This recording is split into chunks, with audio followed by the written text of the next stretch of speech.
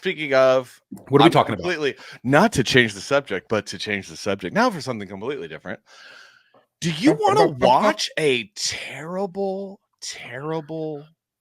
No, I'm sorry. Let's let everyone else decide. What? Like let the chat decide? Yeah. Let me pull. So, have you seen the trailer for Mr. Birchum? Mr. Birchum, I will confess I have not seen the trailer, but I did watch the first episode, so I can only imagine that most. Do you guys want to watch? Okay, so there's a company called Daily Wire. I'm sure you've heard of them. It was started by a couple of people that I actually know. Not necessarily well, just more in like passing. They probably would deny it. They should deny it. That they know me or have heard of me, even though they have. Worked with one person on a project many years ago. Knew another person in passing because I was part of a group in California called the Friends of Abe. And if you don't know what the Friends of Abe are, it was a group of Hollywood libertarian conservatives started by Gary Sinise.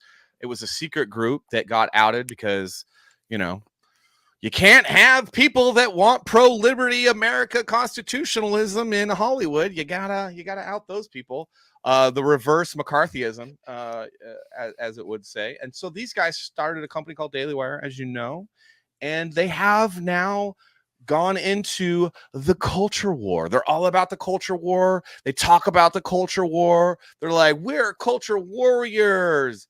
And they're doing stuff like making movies and animated sitcoms. And they have an animated sitcom, and it's called Mr. Birchum.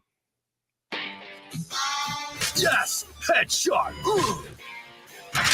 Dad, my teammates can see your junk. You're welcome, ladies. If you're wondering when the laughs come, let me know. I am too. Zoivod says, I know Friends of A, but I'm Canadian. Yeah, it was, it was secret for a long time, man. I made a lot of friends though. I ended up becoming friends with an actual culture warrior named Andrew Breitbart, and we'll talk about him a little bit later.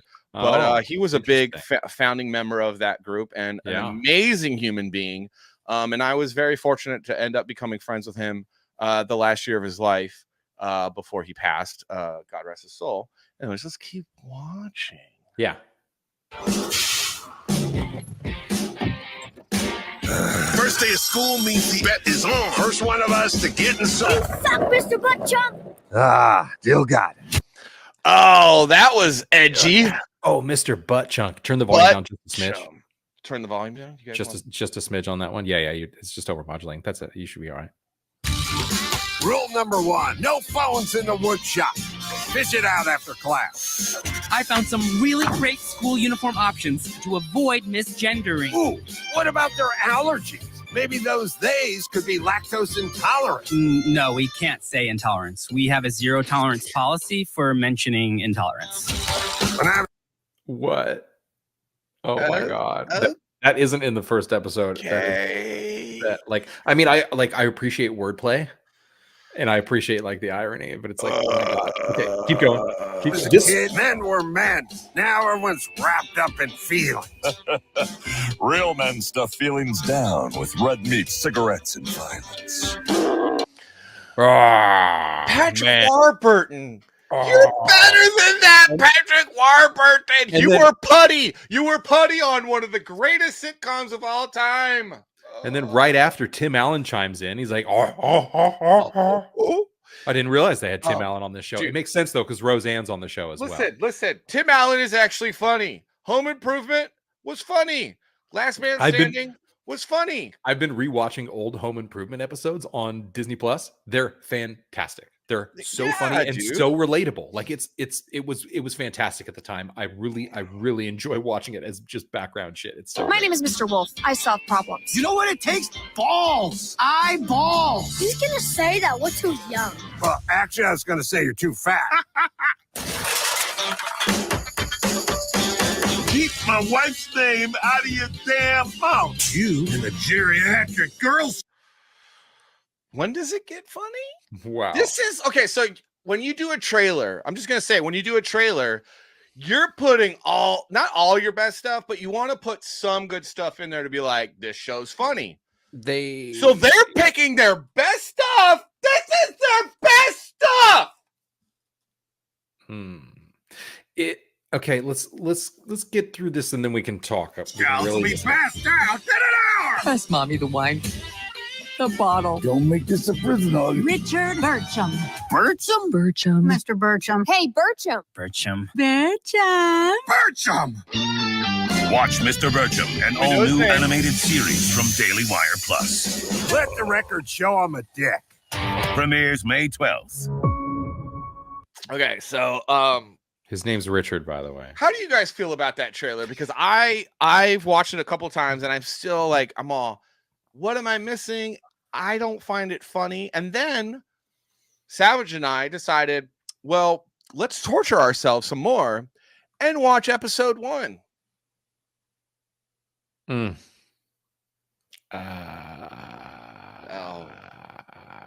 So we watched episode 1. Yeah, that happened. We watched it. It was watched. We spent time. I don't With our balls, our eyeballs. our eyeballs We watched on the this screen. show. And yeah, I don't know. Go ahead. Take it away. Well, no, I want you. What's your take on this? You watched the show. I watched the show. You and I.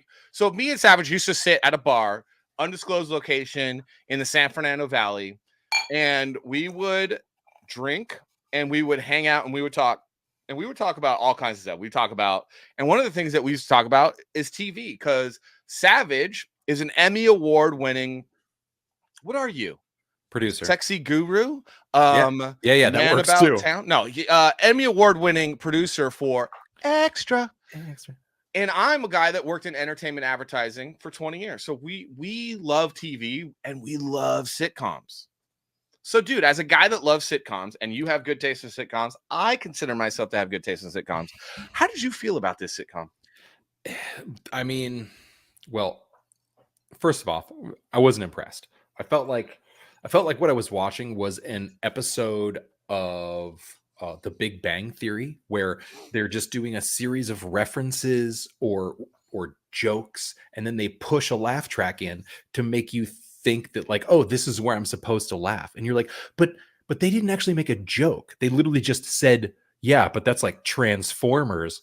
And you're like, but that wasn't a joke. You just made a reference. And this is what most of the jokes And then play the laugh track on this show feel like. They go, boing, they add a sound effect, or it's like, whoa. It's time to laugh, guy. That was and you're like, we're trying to condition you to laugh at terrible, really, really, really cringy boomer right-wing jokes.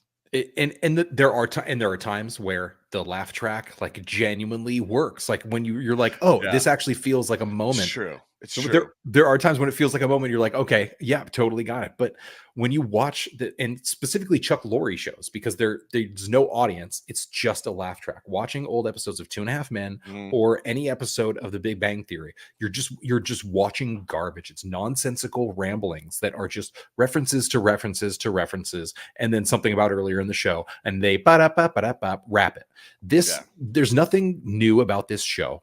Everything that they're doing on this show, they did over 30 years ago on Roseanne. And ironically, Roseanne is the voice of the principal in the show.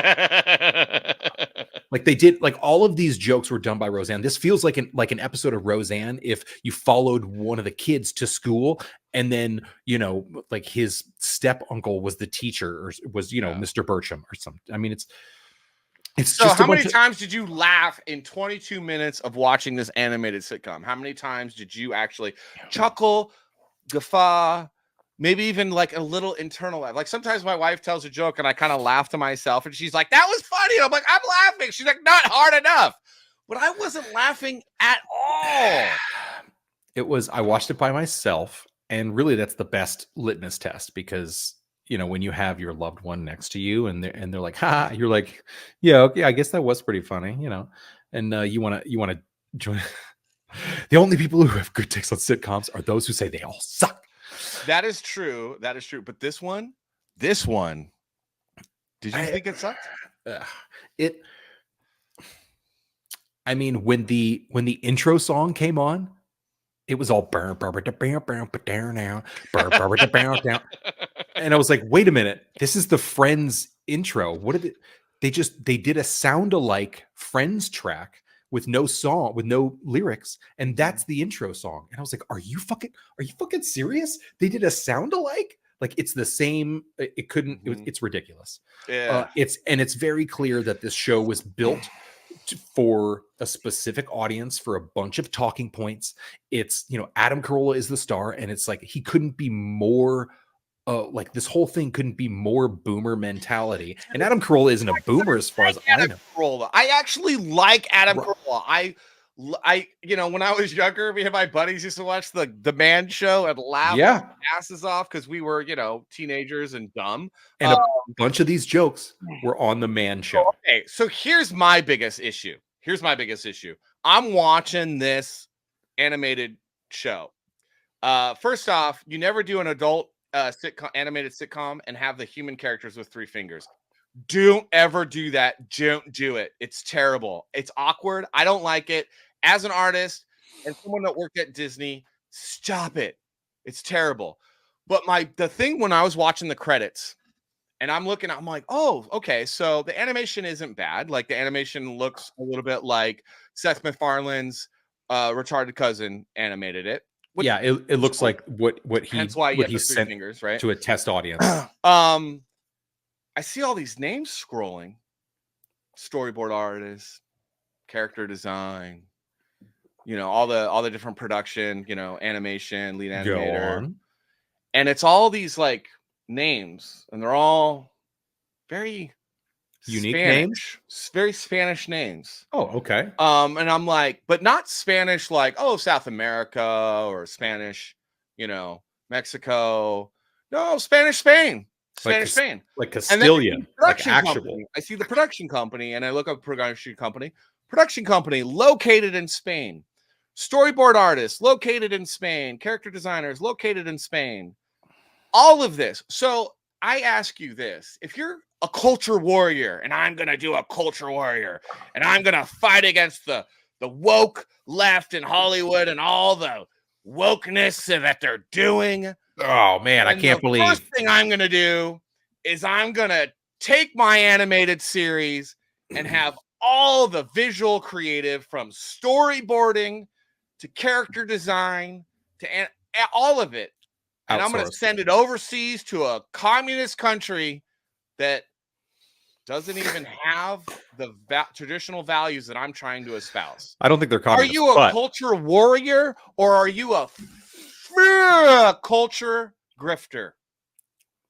And that's what upset me. So it wasn't the fact that, I don't know, this show's already been done. Tim Allen did it. It was called Last Man Standing, where you have the really masculine guy and he's got the tomboy daughter, and he's got the wife that's kind of, that's a little bit liberal. That was one of my other gripes, is that they've gone with this trope that it's like, you want to tell women to like be women and like, be assertive and like get good in business and like, but also at the same time be in the kitchen. But they celebrate so much the daughter. They want the daughter who is just like, oh, I want to do woodworking just like dad. But then in the first episode, the daughter who wants to be just like dad, and it's like exactly what dad wants, she chains herself to a fireplace that her mother, who's a real estate person, is protester because she wants to protect the wood because the wood is so beautiful. So immediately you're like, oh, well, I get it because the wood's beautiful, but also like,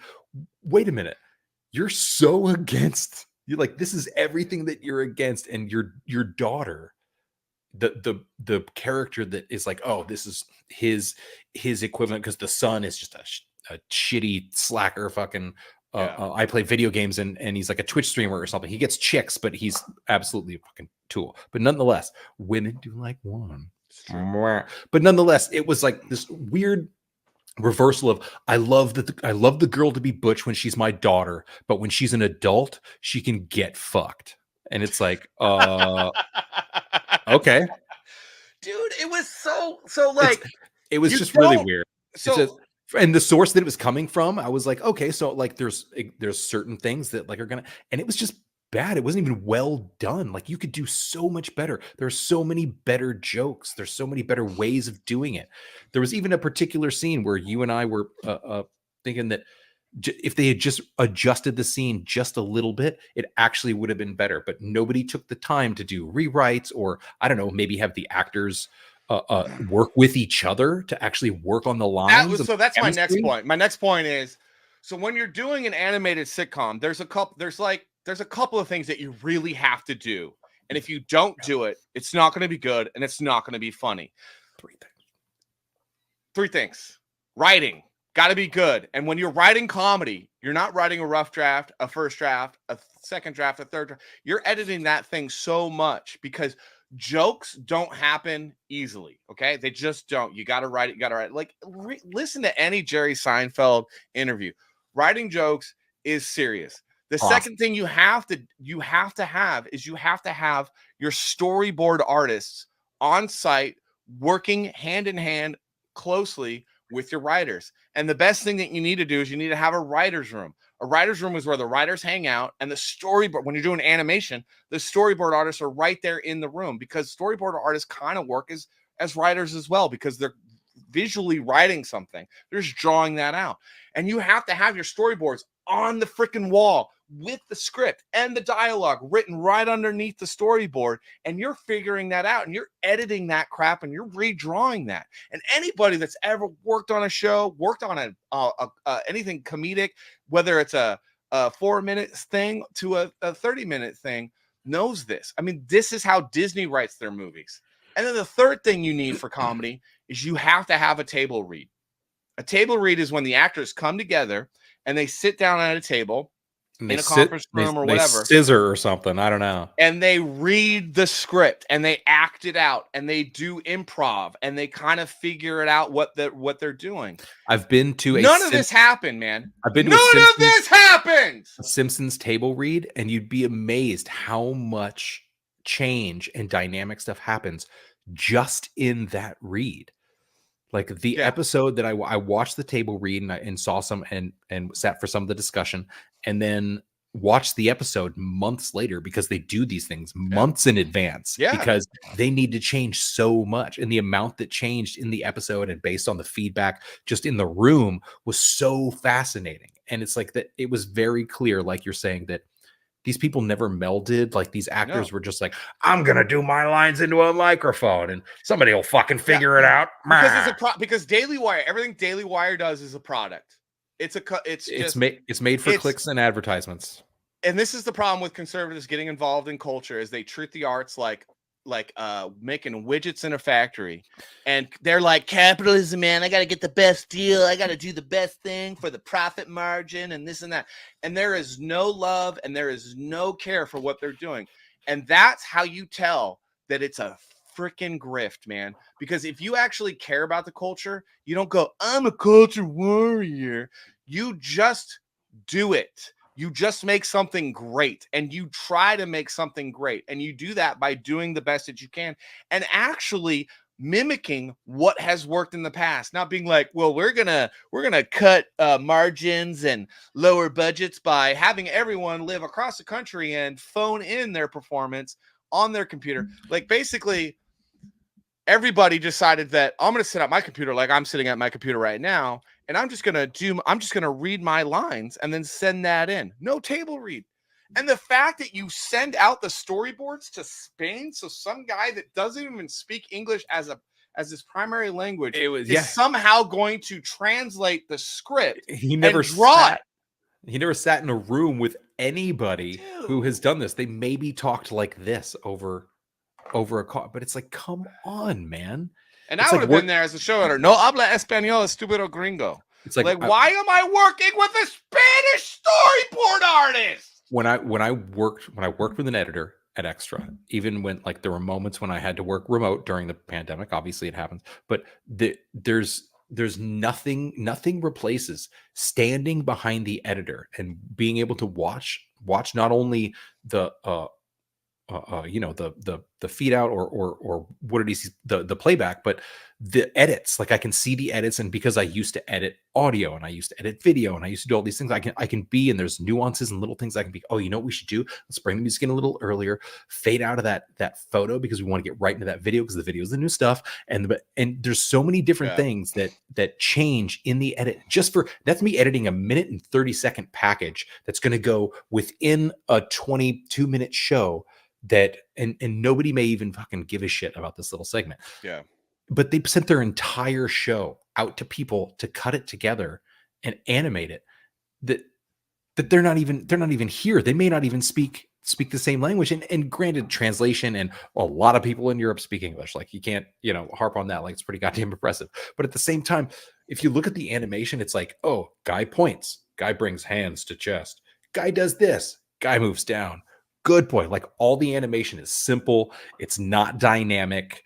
Nothing is going on. Like, not only are they not reinventing the wheel, but they're not even producing like anything worth actually producing. It's a series of jokes that could have gone into like a 12-year-old's stand-up act, for his parents, because they think it's hilarious around turkey time to watching little Bobby. He does this stand-up act where he just, oh man, at least the dog gets me. Look, I can waste all your time. Like, I'm gonna tell you something, Nestor. I will criticize mediocrity. No, I know Nestor's joking. Yeah, that's right. How dare we criticize mediocrity, bro? This isn't even mediocrity, okay? This isn't even idiocracy. This is just shit.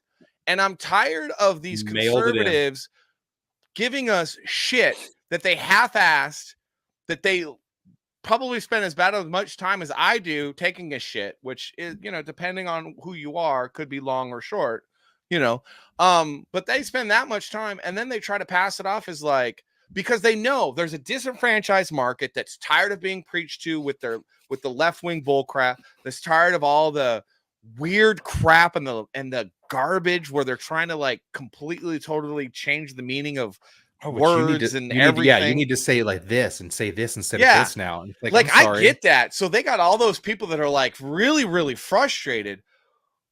So they're like, we have a market. So I will say, full disclosure, come at me if you want to with your NDAs. I've been in meeting rooms with some of these people at some of these companies where you're literally talking to the top brass, and they're saying, it doesn't matter what we make. It doesn't matter how good it is. They will buy it. We just need to make something. Buy.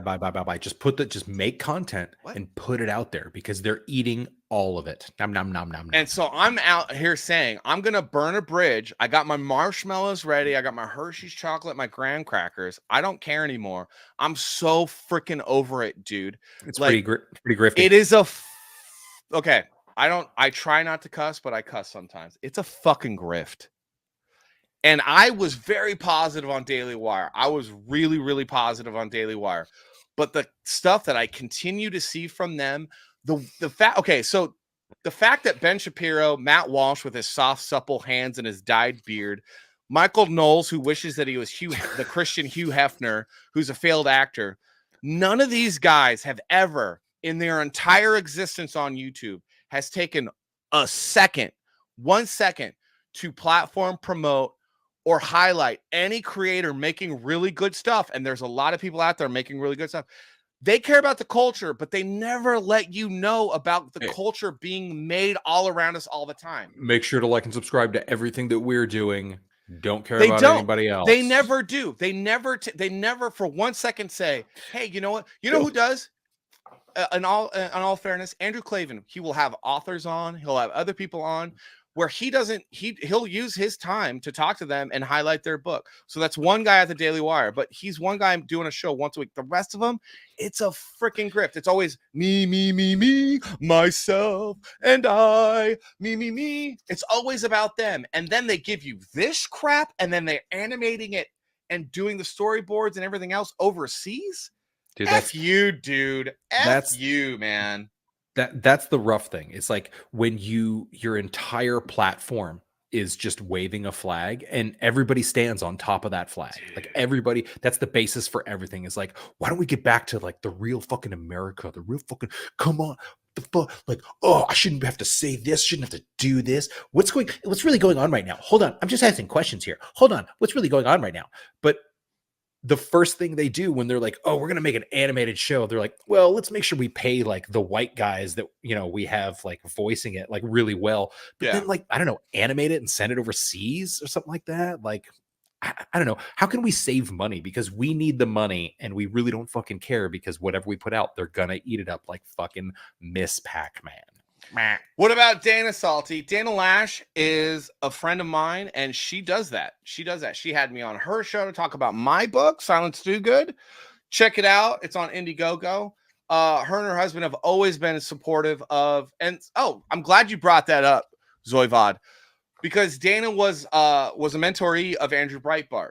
So was Ben Shapiro. So were a lot of people, Jeremy Boring. So were a lot of people at Daily Wire. Oh, Daily Wire exists because Andrew Breitbart happened. Andrew Breitbart he made Steven Crowder he helped make Steven Crowder a thing. He helped make Dan Lash a thing. He helped Ben Shapiro become a thing. Andrew Breitbart was so about exposing creatives that were more conservative leaning, more libertarian leaning, that he was always trying to find people to connect with people. He was like, I remember when I hung out with Andrew Breitbart at the bar that we would hang out at. And he was like, bro, dude, your kid's book, Kiko the Brave Little Bat, is so good. I'm going to set you up with Adam Sandler's buddy, and we got to get this thing animated. You know, that was him. That was what he was always trying to do. He's always trying to figure out a way to get people exposed so that they get them recognition so that they can make their thing, because he was all about that. And then those assholes that went on to make Daily Wire forgot that, and they tout Andrew Breitbart and they say, oh yeah, and they never do it.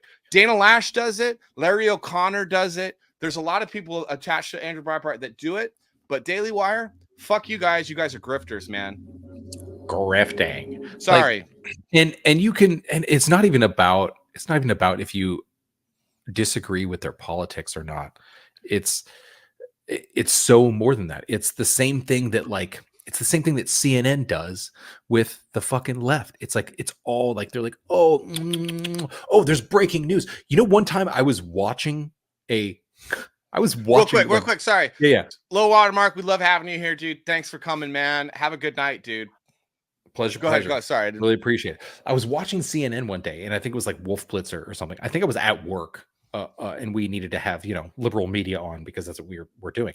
So I'm chomping away, and it's like Wolf Blitzer, and it's like, oh, breaking news. And like they cut from Wolf Blitzer. They're like, we interrupt your regular program for like breaking news, like as if they're going to send it to like another studio where they're like, we just got this in. And they just cut right back to Wolf Blitzer. And they're like, oh, this just in, blah, blah, blah. It's like, wait, what just happened?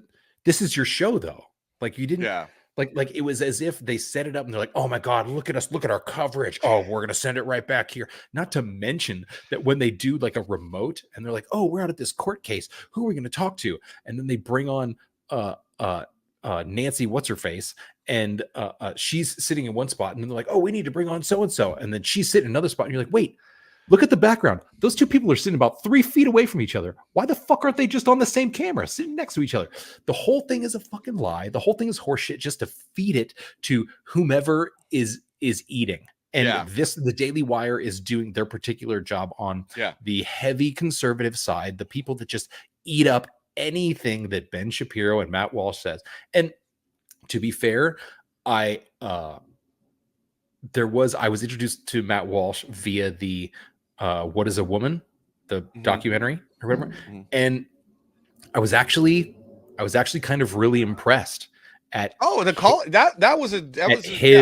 his reservation and the way that he presented himself, because it was he couldn't have been more stone cold. And he was like, I just want to know, get the answer. And people, especially anybody who's even slightly liberally biased, we're like, I feel like I feel like you're coming in here with ulterior motives, and you're like, well, how about you just answer the fucking question honestly? Like, why don't you? You're the head of women's studies at this college. Why don't you answer this question? You're the expert, and that's really a bit. And I thought that was quite unique and very well done. I don't necessarily love the shoe shine that he puts on his beard and everything like that. And now he's like, this is definitely who I am. So, and maybe he tell talks us like you're that. a closeted homosexual without saying you're a closeted homosexual. Whoa. All right. I didn't mean to jump into the latent homosexuality this quick. He gets like a manicure and he dyes his beard, and then he's constantly trying to convince us that he's super manly by how he drinks his whiskey. My wife makes me sandwiches. And it's like, bro, I know you're a fagula. I get it. Like you want to have the sex with men. The whole thing's a grift. We're definitely in agreement because they're good at what they do. They are good at what they do, but it's fucking bullshit. They're good at what they do, like a high schooler gets an A on a paper. Yeah. Yes. Yeah. They're great at the, hey, you did a freestyle art. And that's freestyle art. Great work. They're making content that people are watching. And because people are watching, people then disenfranchise people who are very disgruntled from woke Hollywood, baby blood drinking, all that. Yeah. And so there's a market there and they're gobbling it up. And rather than do something great and do something meaningful and do something that could actually appeal to people on the fence or people who don't even know how terrible and toxic you are, you just phone it in, you outsource it and have some other communist foreign language speaking company do a large part of the creative for you because you suck. Imagine you're a piece of shit, Ben Shapiro. I'm sorry, you're a little midget. With these face swaps they can do. Imagine if it was like they just wrote a script that like this is the Ben Shapiro show, and they fed it to some Vietnamese guy who stands in front of a thing, and then they just read it via AI, and they put his face on this. Ben Shapiro isn't even working. He's making money and he's outsourced his own sitting in his thing. That's actually a guy in Vietnam. This is the truth. This is totally the truth. This is actually what's going on. The thing that's funny about Ben he's Shapiro, not even on camera. It's actually a Vietnamese woman. I don't know how people listen to that guy. He's wrong about everything, and every time he makes a prediction, he's wrong. He's seriously, while everyone's like, he's so smart, he graduated from UCLA at 16 and stuff. He's like, hey, you're pretty smart. But you're also the dumbest smart guy I've ever known because you're wrong about everything. And I will say this, as my friend Michael Walsh often says, I don't listen to prepubescent little boys about anything. And that is everything that ever needs to be said about Ben Shapiro. Opinions. And Michael Walsh is one of the greatest American writers of this century. Anyway.